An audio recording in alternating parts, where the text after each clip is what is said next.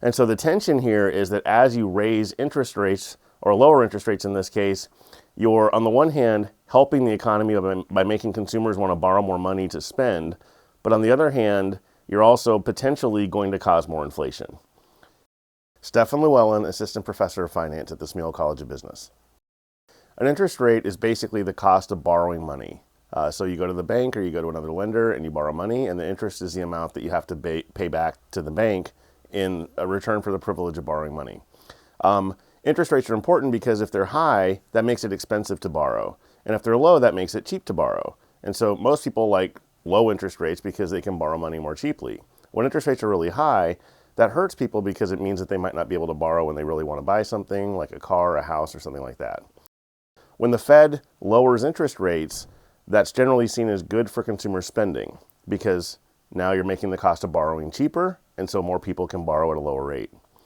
When the Fed raises interest rates, this is bad for consumer spending because now less people want to borrow. So what's happening recently is we have this weird situation in the economy where two things that normally move in opposite directions are moving in the same direction, which are inflation and unemployment. Unemployment meaning, the fraction of people that don't have jobs. And so what's going on is that inflation is not going down, even though unemployment is going up. And because of this, the Fed has a choice to make because the one thing it wants to do is to make sure that prices don't go up very fast. It wants inflation to be low. But it also wants to make sure that people have jobs. And the way that they do that is by controlling the interest rate. The Fed lowering interest rates yesterday is a sign that the Fed is concerned about the unemployment rate because it wants that unemployment rate to be low.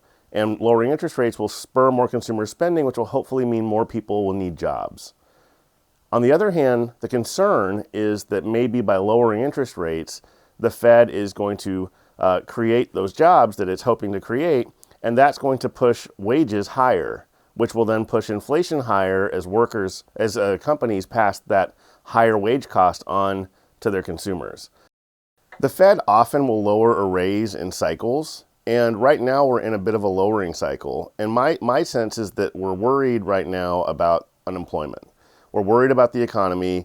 The impact of tariffs, for example, goes in both directions. On the one hand, tariffs mean higher prices. On the other hand, if people aren't spending as much, then the tariffs can cause lower employment.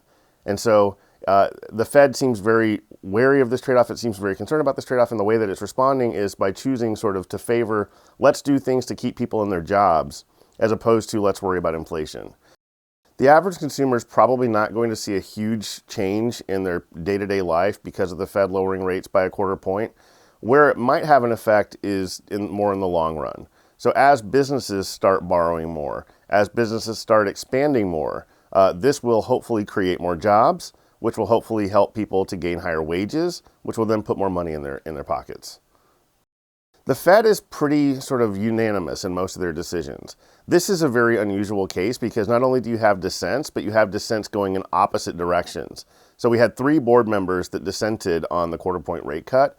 2 said that they didn't want a rate cut at all. 1 said that the rate cut wasn't large enough. What this signals is precisely that the Fed itself isn't really sure how to balance this trade-off between unemployment and inflation. And it's not really sure what the trajectory of the economy is going to look like going forward.